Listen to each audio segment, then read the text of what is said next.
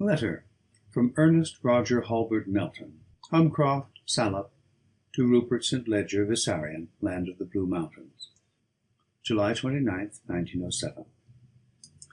My dear cousin Rupert, we have heard such glowing accounts of Vissarion that I am coming out to see you. As you are yourself now a landowner, you will understand that my coming is not altogether a pleasure. Indeed, it is a duty first. When my father dies, I shall be head of the family of which Uncle Roger, to whom we are related, was a member. It is therefore meet and fitting that I should know something of our family branches and their seats. I am not giving you time for much warning, so am coming on immediately. In fact, I shall arrive almost as soon as this letter. But I want to catch you in the middle of your tricks. I hear that the Blue Mountaineer girls are peaches, so don't send them all away when you hear I am coming. Do send a yacht up to Fiume to meet me. I hear you have all sorts of craft at Vissarion. The M'Skelpie, I hear, said you received her as a queen. So I hope you will do the decent by one of your own flesh and blood, and the future head of the house at that. I shan't bring much of a retinue with me. I wasn't made a billionaire by old Roger, so can only take my modest man Friday, whose name is Jenkinson, and a Cockney at that. So don't have too much gold lace and diamond-hilted scimitars about, like a good chap, or else he'll want the very worst. His wages rised. That old image, Rook, that came over with Miss McS., and whom by chance I saw at the attorney-man's, might pilot me down from Fiume.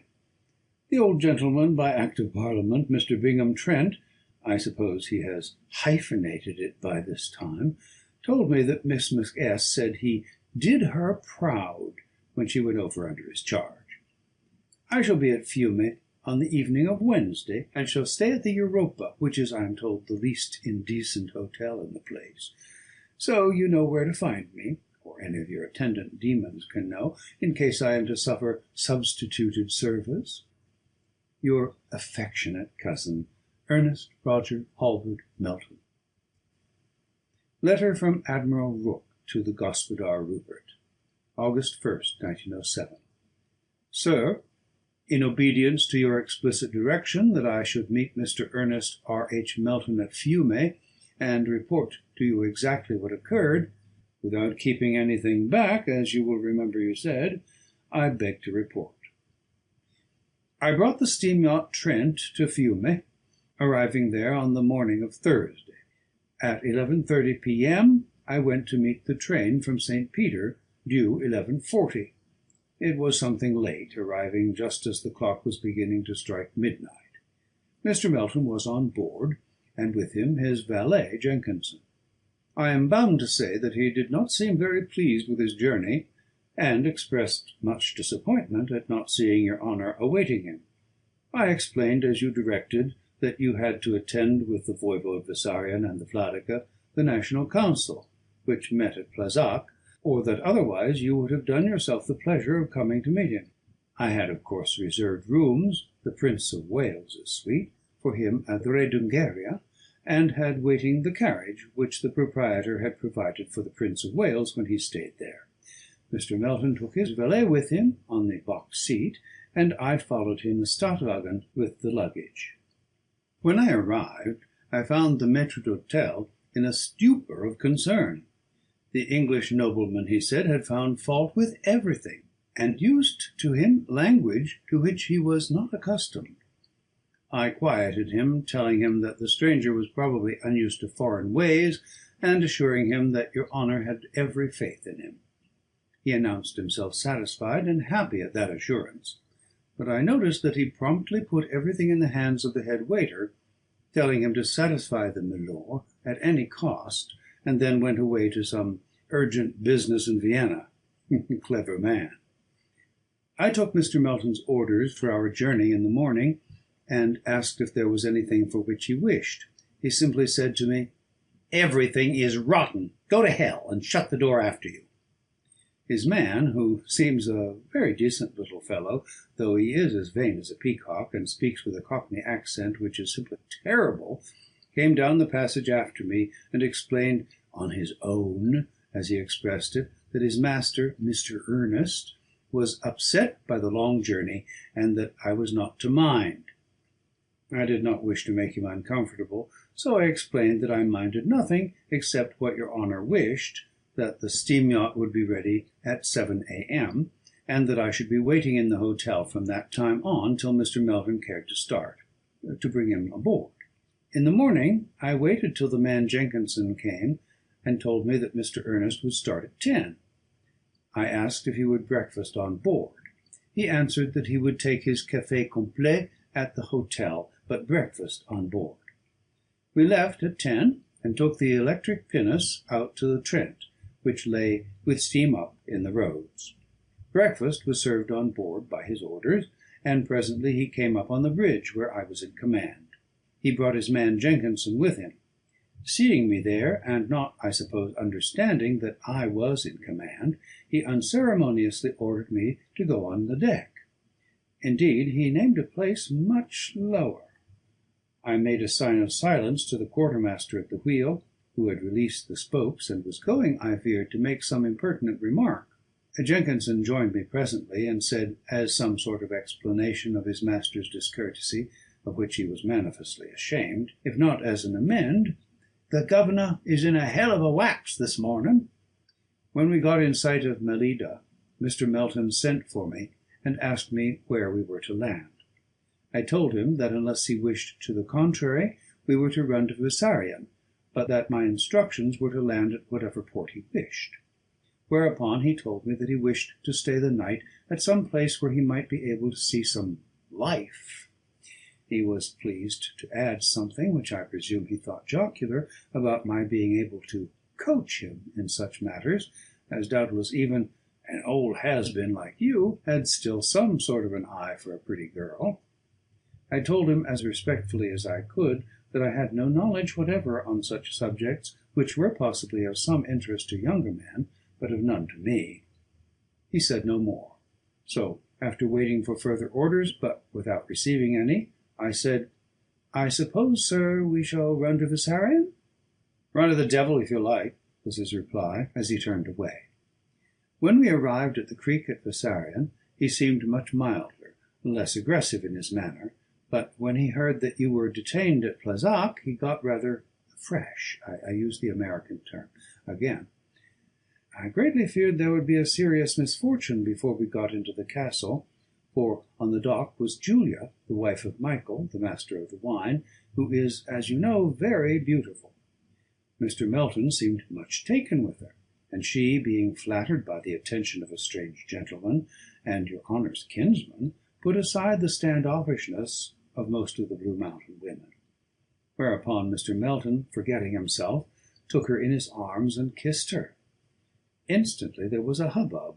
The mountaineers present drew their hand-jars, and almost on the instant sudden death appeared to be amongst us.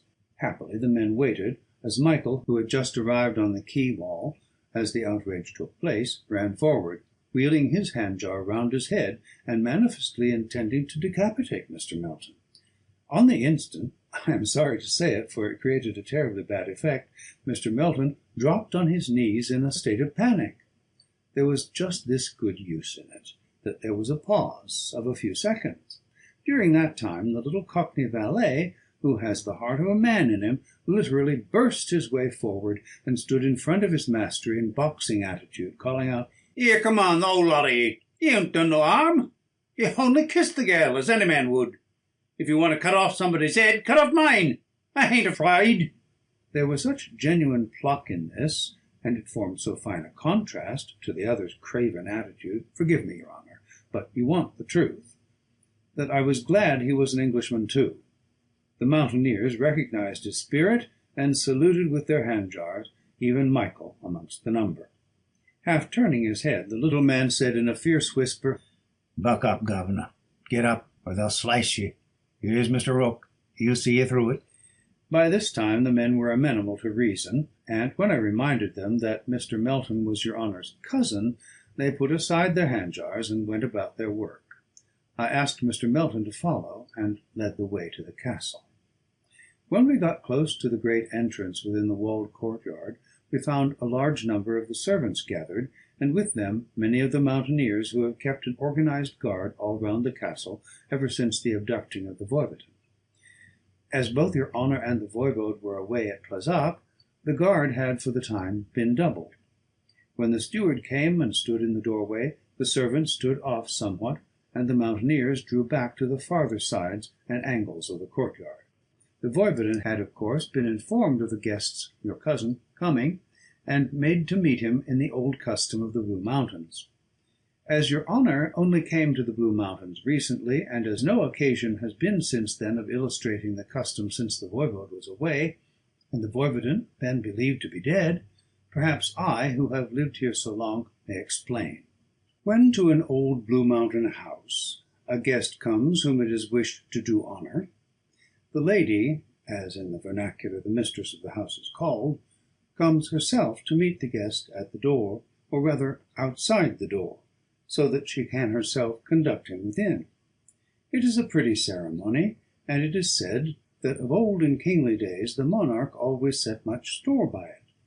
The custom is that when she approaches the honoured guest, he need not be royal, she bends, or more properly kneels, before him and kisses his hand.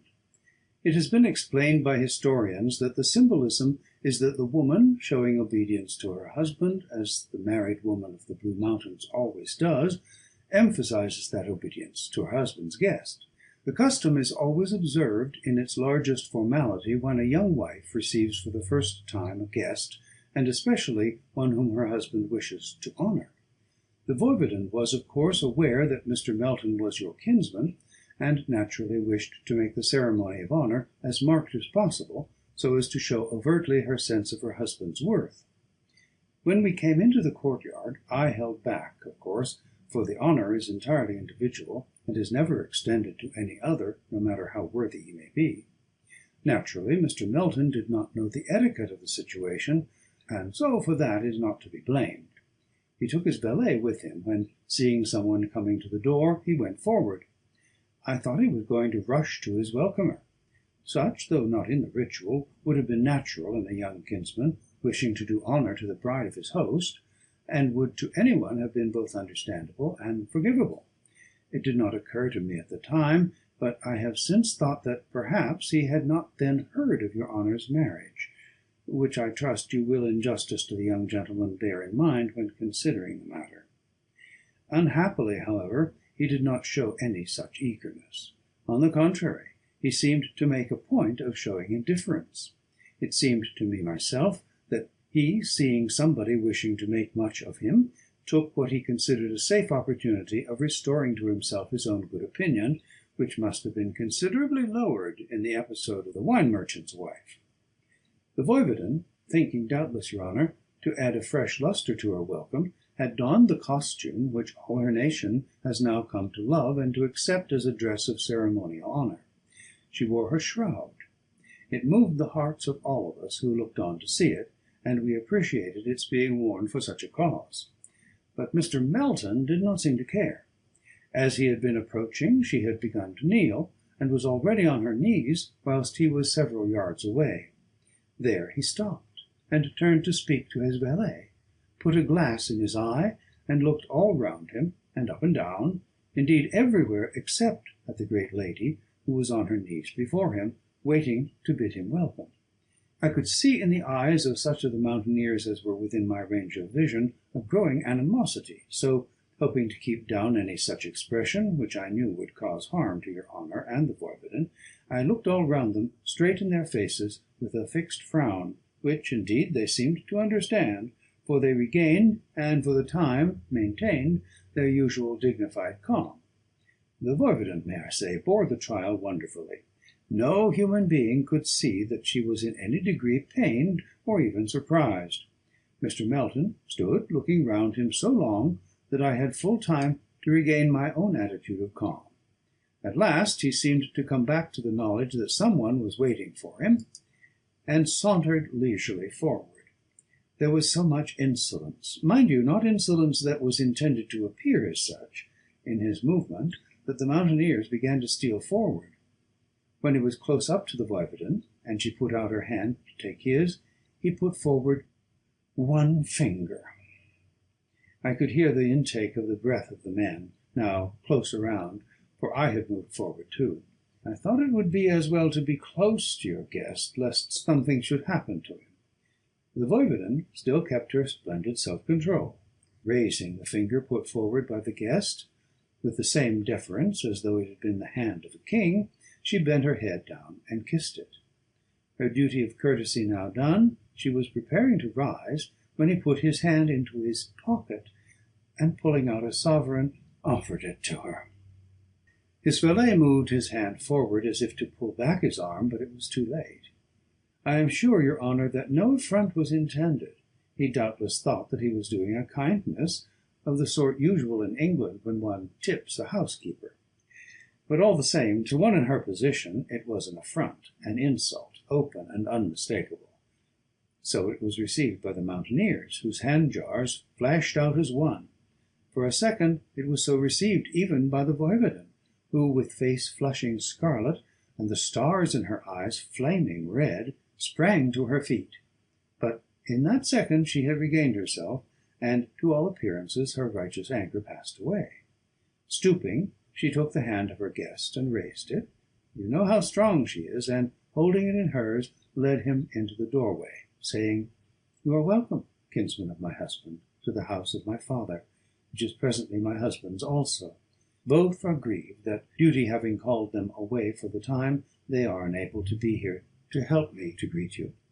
I tell you, your honour, that it was a lesson in self-respect, which any one who saw it can never forget. As to me, it makes my flesh quiver, old as I am, with delight, and my heart leap. May I, as a faithful servant who has had many years of experience, suggest that your honour should seem, for the present at any rate, not to know any of these things which I have reported, as you wished me to do. Be sure that the Voivodin will tell you her gracious self aught that she would wish you to know, and such reticence on your part must make for her happiness, even if it did not for your own. So that you may know all, as you desired, and that you may have time to school yourself to whatever attitude you think best to adopt, I send this off to you at once by fleet messenger. Were the aeroplane here, I should take it myself. I leave here shortly to await the arrival of Sir Colin at Otranto. Your honour's faithful servant, Rook." Janet McKelpie's Notes, August 9th, 1907. To me, it seems very providential that Rupert was not at home when that dreadful young man, Ernest Melton, arrived. Though it is possible that if Rupert had been present, he would not have dared to conduct himself so badly. Of course, I heard all about it from the maids. Tutor never opened her lips to me on the subject. It was bad enough and stupid enough for him to try to kiss a decent young woman like Julia, who is really as good as gold and as modest as one of our own Highland lasses. But to think of him insulting Tutor, the little beast! One would think that a champion idiot out of an equatorial asylum would know better. If Michael the wine-master wanted to kill him, I wonder what my Rupert and hers would have done. I am truly thankful that he was not present. And I am thankful, too, that I was not present either, for I should have made an exhibition of myself, and Rupert would not have liked that. He, the little beast, might have seen from the very dress that the dear girl wore that there was something exceptional about her. But on one account I should have liked to see her. They tell me that she was in her true dignity like a queen, and that her humility in receiving her husband's kinsman was a lesson to every woman in the land. I must be careful not to let Rupert know that I have heard of the incident. Later on, when it is all blown over and the young man has been got safely away, I shall tell him of it. Mr. Rooke, Lord High Admiral Rooke, I should say, must be a really wonderful man to have so held himself in check, for from what I have heard of him, he must in his younger days have been worse than old Morgan of Panama. Mr. Ernest Roger Halbert Melton of Huncroft Salop little knows how near he was to being cleft to the kine also. Fortunately, I had heard of his meeting with Tutor before he came to see me, for I did not get back from my walk till after he had arrived. Tuta's noble example was before me, and I determined that I too would show good manners under any circumstances. But I didn't know how mean he is. Think of his saying to me that Rupert's position here must be a great source of pride to me, who had been his nursery governess. He said nursemaid first, but then stumbled in his words, seeming to remember something. I did not turn a hair, I am glad to say. It is a mercy Uncle Colin was not here, for I honestly believe that if he had been, he would have done the cleaving to the kine himself. It has been a narrow escape for Master Ernest, for only this morning Rupert had a message sent on from Gibraltar, saying that he was arriving with his clansmen, and that they wouldn't be far behind his letter. He would call at Otranto, in case someone should come across to pilot him to Vissarion. Uncle told me all about that young cad having offered him one finger in Mr. Trent's office, though, of course, he didn't let the cad see that he noticed it. I have no doubt that when he does arrive, that young man, if he is here still, will find that he will have to behave himself, if it be only on Sir Colin's account alone. The same later. I had hardly finished writing when the lookout on the tower announced that the Teuta, as Rupert calls his aeroplane, was sighted crossing the mountains from Plazac. I hurried up to see him arrive, for I had not as yet seen him on his aero. Mr. Ernest Melton came up too. Teuta was, of course, before any of us. She seems to know by instinct when Rupert is coming. It was certainly a wonderful sight to see the little aeroplane, with outspread wings like a bird in flight, come sailing high over the mountains. There was a headwind, and they were beaten against it. Otherwise, we should not have had time to get to the tower before the arrival. When once the aero had begun to drop on the near side of the mountains, however, and had got a measure of shelter from them, her pace was extraordinary. We could not tell, of course, what sort of pace she came at from looking at herself, but we gathered some idea from the rate at which the mountains and hills seemed to slide away from under her. When she got over the foothills, which are about 10 miles away, she came on at a swift glide that seemed to throw the distance behind her. When quite close, she rose up a little, till she was something higher than the tower, to which she came as straight as an arrow from the bow, and glided to her moorings, stopping dead as Rupert pulled a lever which seemed to turn a barrier to the wind. The voivode sat beside Rupert, but I must say that he seemed to hold on to the bar in front of him even more firmly than Rupert held to his steering gear. When they had alighted, Rupert greeted his cousin with the utmost kindness, and bade him welcome to Vissarion. "I see," he said, "you have met Teuta. Now you may congratulate me if you wish." Mr. Melton made a long rodomontade about her beauty, but presently, stumbling about in his speech, said something regarding it being unlucky to appear in grave clothes. Rupert laughed and clapped him on the shoulder as he answered, "That pattern of frock is likely to become a national dress for loyal women of the Blue Mountains. When you know something of what that dress means to us all at present, you will understand. In the meantime, take it that there is not a soul in the nation that does not love it and honour her for wearing it." To which the cad replied, "Oh, indeed, I thought it was some preparation for a fancy dress ball." Rupert's comment on this ill-natured speech was, for him, quite grumpily given. "I should not advise you to think such things whilst you are in this part of the world, Ernest. They bury men here for much less." The cad seemed struck with something, either what Rupert had said, or his manner of saying it, for he was silent for several seconds before he spoke. "I'm very tired with that long journey, Rupert. Would you and Mrs. St. Ledger mind if I go to my room and turn in? My man can ask for a cup of tea and a sandwich for me." Rupert's Journal, August 10th, 1907. When Ernest said he wished to retire, it was about the wisest thing he could have said or done, and it suited Teuta and me down to the ground. I could see that the dear girl was agitated about something, so thought it would be best for her to be quiet, and not worried with being civil to the bounder. Though he is my cousin, I can't think of him as anything else. The voivode and I had certain matters to attend to arising out of the meeting of the council, and when we were through, the night was closing in.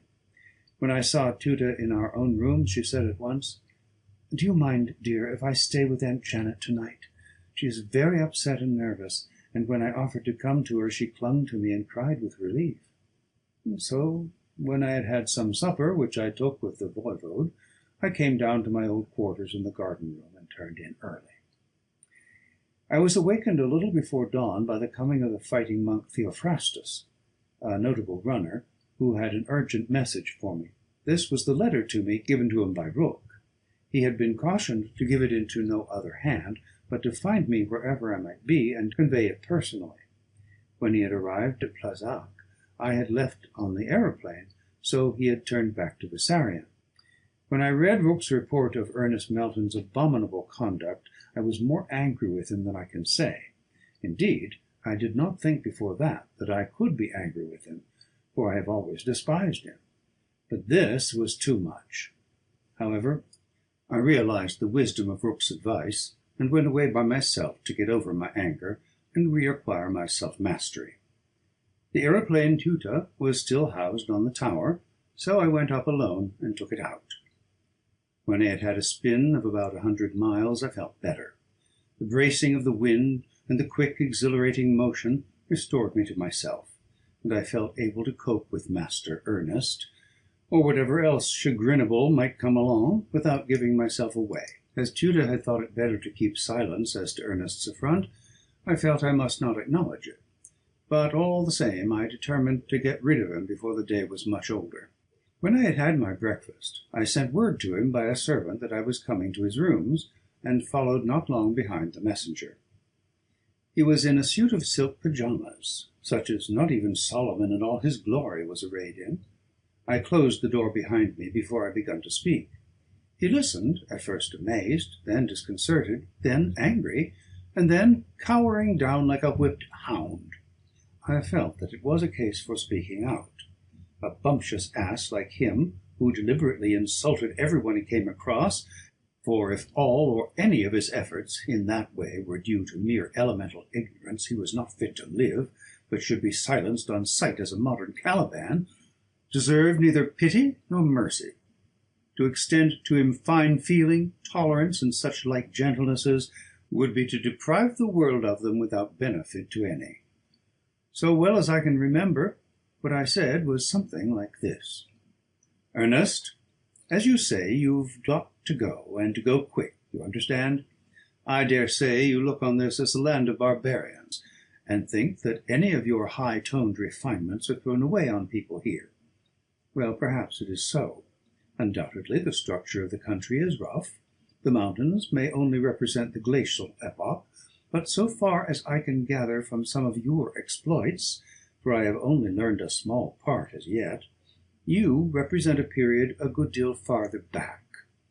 You seem to have given our folk here an exhibition of the playfulness of the hooligan, of the saurian age of development. But the Blue Mountains, rough as they are, have come up out of the primeval slime, and even now the people aim at better manners.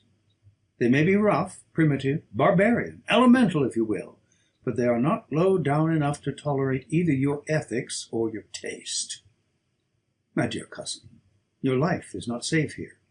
I am told that yesterday, only for the restraint exercised by certain offended mountaineers on other grounds than your own worth, you would have been abbreviated by the head.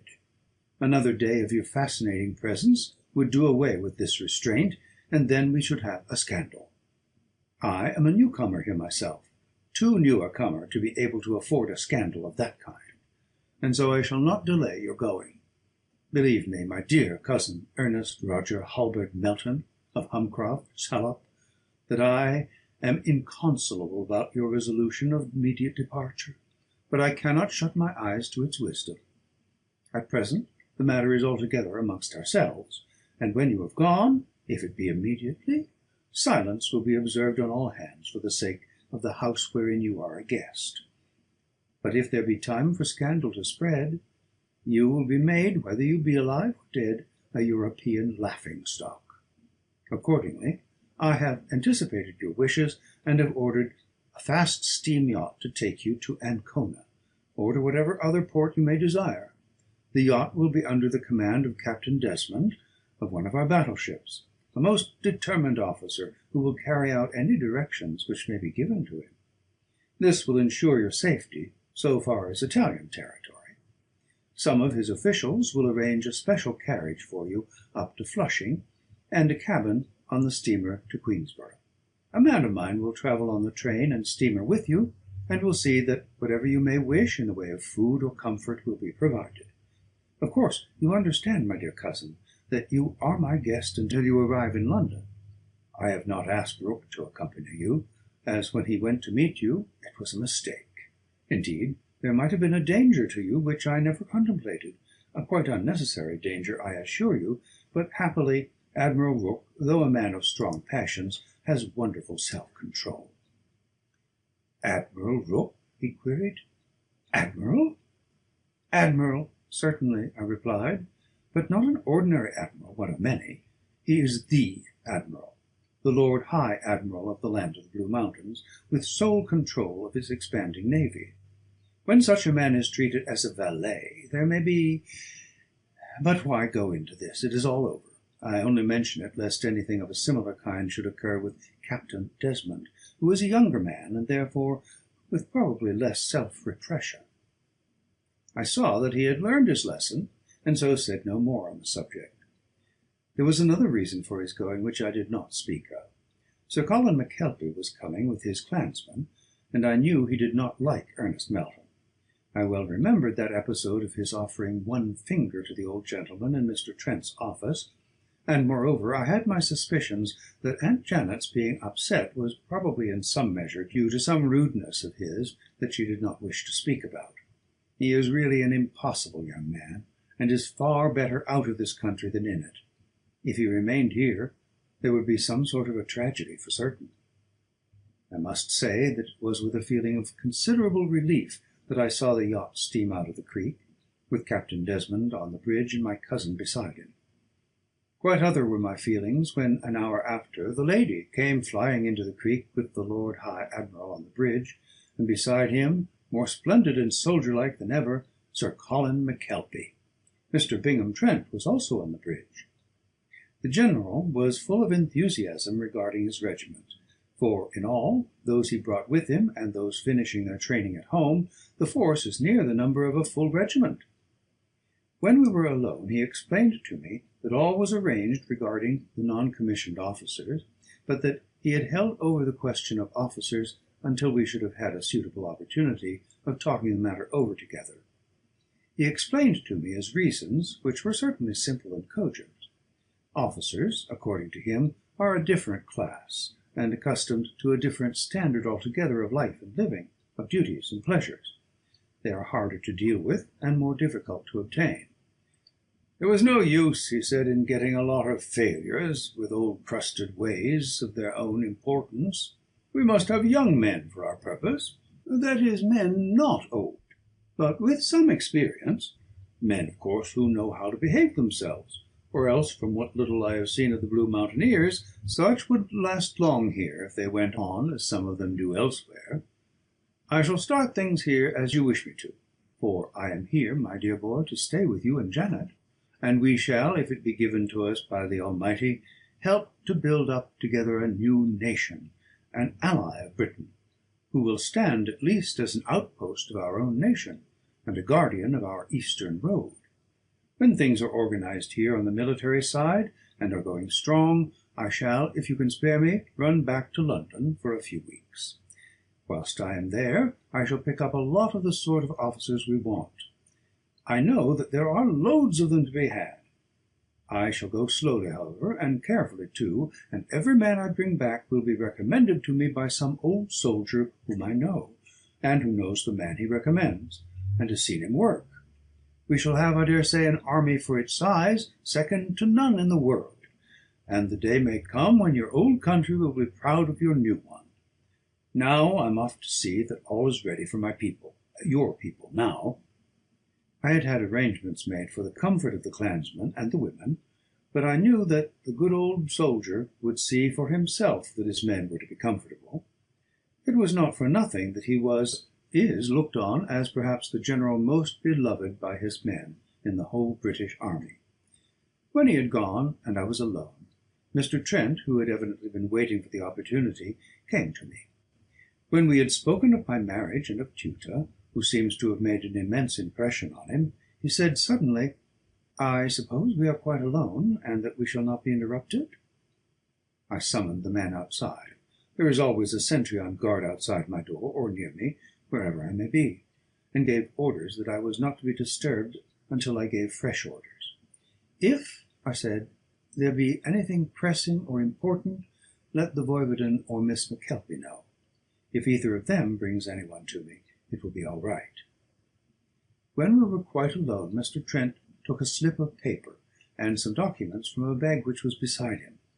He then read out items from the slip, placing as he did so the documents so checked over before him. 1. New will made on marriage, to be signed presently. 2. Copy of the reconveyance of Vissarion estates to Peter Vissarion, as directed by will of Roger Melton. 3. Report of correspondence with Privy Council and proceedings following. Taking up the last named, he untied the red tape, and, holding the bundle in his hand, went on. As you may later on wish to examine the details of the proceedings, I have copied out the various letters, the originals of which are put safely away in my strong room, where, of course, they are always available in case you may want them. For your present information, I shall give you a rough synopsis of the proceedings, referring, where advisable, to this paper.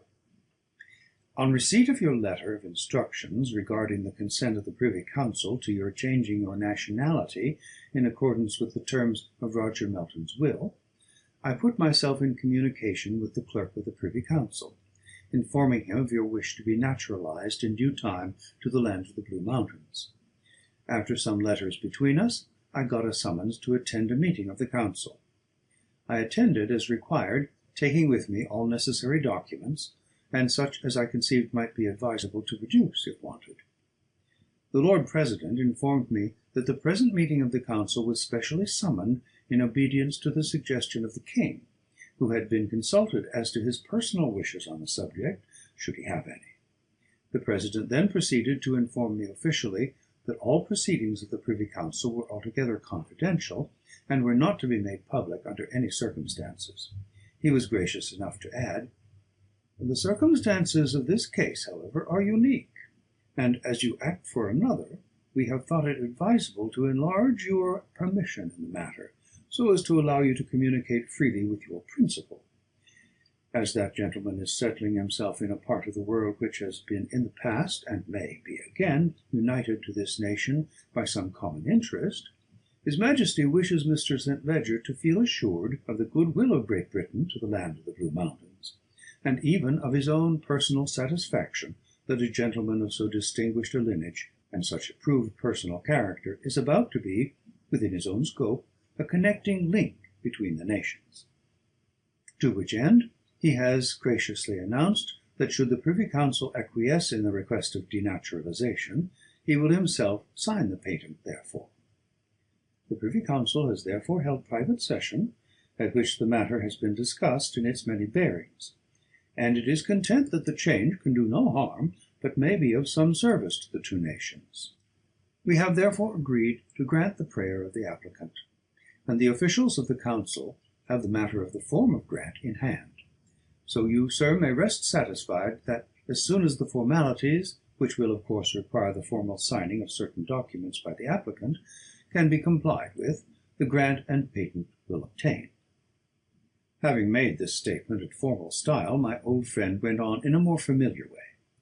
And so, my dear Rupert, all is in hand, and before very long you will have the freedom required under the will, and shall be at liberty to take whatever steps may be necessary to be naturalized in your new country.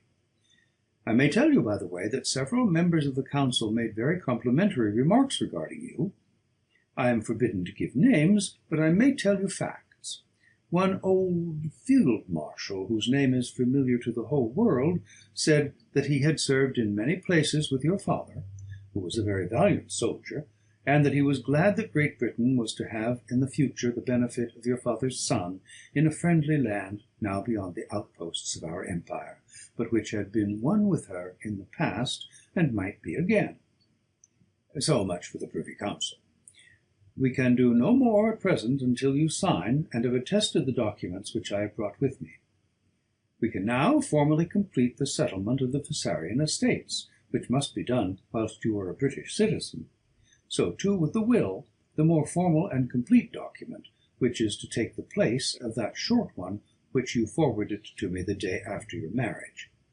It may be perhaps necessary or advisable that later on, when you are naturalized here, you shall make a new will in strictest accordance with local law. Due to St. Ledger's Diary, August 19, 1907. We had a journey today that was simply glorious. We had been waiting to take it for more than a week. Rupert not only wanted the weather suitable, but he had to wait till the new aeroplane came home. It is more than twice as big as our biggest up to now. None of the others could take all the party which Rupert wanted to go. When he heard that the aero was coming from Whitby, where it was sent from Leeds, he directed by cable that it should be unshipped at Otranto, whence he took it here all by himself. I wanted to come with him, but he thought it better not. He says that Brindisi is too busy a place to keep anything quiet, if not secret, and he wants to be very dark indeed about this, as it is worked by the new radium engine. Ever since they found radium in our own hills, he has been obsessed by the idea of an aerial navy for our protection. And after today's experiences, I think he is right. As he wanted to survey the whole country at a glimpse, so that the general scheme of defence might be put in hand, we had to have an aero big enough to take the party, as well as fast enough to do it rapidly, and all at once. We had, in addition to Rupert, my father, and myself, Sir Colin and Lord High Admiral Rooke. I do like to give that splendid old fellow his full title. The military and naval experts had with them scientific apparatus of various kinds, also cameras and range-finders, so that they could mark their maps as they required. Rupert, of course, drove, and I acted as his assistant. Father, who has not yet become accustomed to aerial travel, took a seat in the centre, which Rupert had thoughtfully prepared for him, where there is very little motion. I must say I was amazed to see the way that splendid old soldier Sir Colin bore himself. He had never been on an aeroplane before, but all the same he was as calm as if he was on a rock. Height or motion did not trouble him. Indeed, he seemed to enjoy himself all the time. The Admiral is himself almost an expert, but in any case I am sure he would have been unconcerned, just as he was in the Crab, as Rupert has told me. We left just after daylight, and ran down south. When we got to the east of Ilsen, we kept slightly within the border line, and went north or east as it ran, making occasional loops inland over the mountains and back again. When we got up to our farthest point north, we began to go much slower. Sir Colin explained that for the rest all would be comparatively plain sailing in the way of defence, but that as any foreign power other than the Turk must attack from seaward, he would like to examine the seaboard very carefully in conjunction with the Admiral, whose advice as to sea defence would be invaluable. Rupert was fine. No one could help admiring him as he sat working his lever and making the great machine obey every touch. He was wrapped up in his work. I don't believe that whilst he was working he ever thought of even me. He is splendid. We got back just as the sun was dropping down over the Calabrian mountains. It is quite wonderful how the horizon changes when you are sailing away up high on an aeroplane. Rupert is going to teach me how to manage one all by myself, and when I am fit he will give me one, which he is to have specially built for me. I think I, too, have done some good work. At least I have got some good ideas from our journey today. Mine are not of war, but of peace, and I think I see a way by which we shall be able to develop our country in a wonderful way. I shall talk the idea over with Rupert tonight, when we are alone. In the meantime, Sir Colin and Admiral Rooke will think their plans over individually, and tomorrow morning together. Then, the next day, they, too, are to go over their idea with Rupert and my father, and something may be decided then. Rupert's Journal. Continued. August 21st, 1907. Our meeting on the subject of national defence, held this afternoon, went off well. We were 5 in all, for, with permission of the voivode and the 2 fighting men, naval and military, I brought Tuta with me. She sat beside me quite quietly, and never made a remark of any kind till the defence business had been gone through. Both Sir Colin and Admiral Rooke were in perfect agreement as to the immediate steps to be taken for defence. In the first instance, the seaboard was to be properly fortified in the necessary places, and the navy largely strengthened. When we had got thus far, I asked Rooke to tell of the navy increase already in hand, whereupon he explained that as we had found the small battleship the Lady of an excellent type for coast defence, acting only in home waters, and of a size to take cover where necessary at many places on our own shores, we had ordered 9 others of the same pattern. Of these, the first 4 were already in hand, and were proceeding with the greatest expedition. The General then supplemented this by saying that big guns could be used from points judiciously chosen on the seaboard, which was in all so short a length that no very great quantity of armament would be required. "We can have," he said, "the biggest guns of the most perfect kind yet accomplished, and use them from land batteries of the most up-to-date pattern.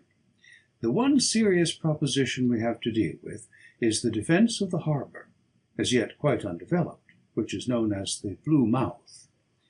Since our aerial journey, I have been to it by sea with Admiral Rooke in the Lady, and then on land with the Vlodika, who was born on its shores, and who knows every inch of it. It is worth fortifying, and fortifying well, for as a port it is peerless in Mediterranean seas. The navies of the world might ride in it, landlocked and even hidden from view seawards. The mountains which enclose it are in themselves absolute protection. In addition, these can only be assailed from our own territory. Of course, Voivode, you understand, when I say our, I mean the land of the Blue Mountains, for whose safety and well-being I am alone concerned. Any ship anchoring in the roads of the Blue Mouth would have only one need, sufficient length of cable for its magnificent depth. When proper guns are properly placed on the steep cliffs to north and south of the entrance, and when the rock islet between has been armoured and armed, as will be necessary, the mouth will be impregnable. But we should not depend on the arming of the entrance alone. At certain salient points, which I have marked upon this map, armour-plated sunken forts within earthworks should be established. There should be covering forts on the hillsides, and of course the final summits protected. Thus we could resist attack on any side or all sides, from sea or land. That port will yet mean the wealth as well as the strength of this nation, so it will be well to have it properly protected. This should be done soon, and the utmost secrecy observed in the doing of it, lest the so doing should become a matter of international concern. Here Rooke smote the table hard. "By God, that is true! It has been the dream of my own life for this many a year." In the silence which followed, the sweet, gentle voice of Tuta came clear as a bell. "May I say a word? I am emboldened to, as Sir Colin has spoken so splendidly, and as the Lord High Admiral has not hesitated to mention his dreaming. I, too, have had a dream, a day-dream, which came in a flash, but no less a dream for all that. It was when we hung on the aeroplane over the Blue Mouth.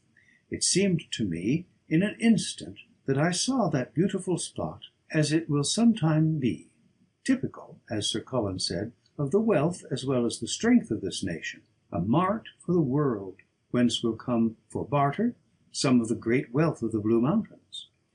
That wealth is as yet undeveloped, but the day is at hand when we may begin to use it, and through that very port. Our mountains and their valleys are clad with trees of splendid growth, virgin forests of priceless worth, hardwoods of all kinds, which have no superior throughout the world. In the rocks, though hidden as yet, is vast mineral wealth of many kinds. I have been looking through the reports of the geological exports of the Commission of Investigation which my husband organized soon after he came to live here, and according to them our whole mountain ranges simply teem with vast quantities of minerals, almost more precious for industry than gold and silver are for commerce, though indeed gold is not altogether lacking as a mineral. When once our work on the harbour is done, and the place has been made secure against any attempt at foreign aggression, we must try to find a way to bring this wealth of woods and ores down to the sea. And then, perhaps, may begin the great prosperity of our land, of which we have all dreamt. She stopped, all vibrating, almost choked with emotion. We were all moved. For myself, I was thrilled to the core. Her enthusiasm was all-sweeping, and under its influence I found my own imagination expanding. Out of his experiences I spoke. And there is a way. I can see it. Whilst our dear bed-ridden was speaking, the way seemed to clear. I saw at the back of the blue mouth, where it goes deepest into the heart of the cliffs, the opening of a great tunnel, which ran upward over a steep slope till it debouched on the first plateau beyond the range of the encompassing cliffs. Thither came, by various rails of steep gradient, by timber chutes and cable rails, by aerial cables and precipitating tubes, wealth from overground and under it. For, as our land is all mountains, and as these tower up to the clouds, transport to the sea shall be easy, and of little cost when once the machinery is established. As everything of much weight goes downward, the cars of the main tunnel of the port shall return upward without cost. We can have from the mountains a head of water, under good control, which will allow of endless hydraulic power, so that the whole port and the mechanism of the town to which it will grow can be worked by it. This work can be put in hand at once. So soon as the place shall be perfectly surveyed and the engineering plans got ready, we can start on the main tunnel, working from the sea level up, so that the cost of the transport of material will be almost nil. This work can go on whilst the forts are building. No time need be lost. Moreover, may I add a word on national defence? We are, though old in honour, a young nation as to our place amongst great powers, and so we must show the courage and energy of a young nation. The empire of the air is not yet won. Why should not we make a bid for it? As our mountains are lofty, so shall we have initial power of attack or defence. We can have, in chosen spots amongst the clouds, depots of war aeroplanes, with which we can descend and smite our enemies quickly on land or sea. We shall hope to live for peace, but woe to those who drive us to war. There is no doubt that the Vissarians are a warlike race. As I spoke, Tuta took one of my hands and held it hard. The old voivode, his eyes blazing, rose and stood beside me and took the other. The two old fighting men of the land and the sea stood up and saluted. This was the beginning of what ultimately became the National Committee of Defence and Development. I had other and perhaps greater plans for the future in my mind, but the time had not come for their utterance. To me it seems not only advisable but necessary that the utmost discretion be observed by all our little group, at all events for the present. There seems to be some new uneasiness in the Blue Mountains. There are constant meetings of members of the council, but no formal meeting of the council as such, since the last one at which I was present. There is constant coming and going amongst the mountaineers, always in groups, small or large. Tuta and I, who have been about very much on the aeroplane, have both noticed it. But somehow we, that is, the voivode and myself, are left out of everything. But we have not said as yet a word on the subject to any of the others. The voivode notices, but he says nothing, so I am silent, and Tuta does whatever I ask. Sir Colin does not notice anything except the work he is engaged on, the planning the defences of the Blue Mouth. His old scientific training as an engineer, and his enormous experience of wars and sieges, for he was for nearly 50 years sent as military representative to all the great wars, seem to have become directed on that point. He is certainly planning it all out in a wonderful way. He consults Rooke almost hourly on the maritime side of the question. The Lord High Admiral has been a watcher all his life, and very few important points have ever escaped him, so that he can add greatly to the wisdom of the defensive construction. He notices, I think, that something is going on outside ourselves, but he keeps a resolute silence. What the movement going on is, I cannot guess. It is not like the uneasiness that went before the abduction of Tuta and the voivode, but it is even more pronounced. That was an uneasiness founded on some suspicion. This is a positive thing, and has a definite meaning, of some sort. We shall, I suppose, know all about it in good time. In the meantime, we go on with our work. Happily, the whole Blue Mouth, and the mountains round it, are on my own property, the portion acquired long ago by Uncle Roger, exclusive of the Vissarion estate. I asked the voivode to allow me to transfer it to him, but he sternly refused, and forbade me quite peremptorily to ever open the subject to him again.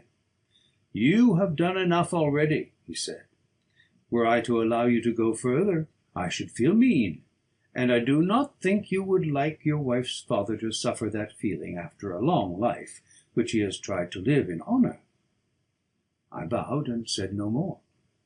So there the matter rests, and I have to take my own course. I have had a survey made, and on the head of it the tunnel to the harbour is begun.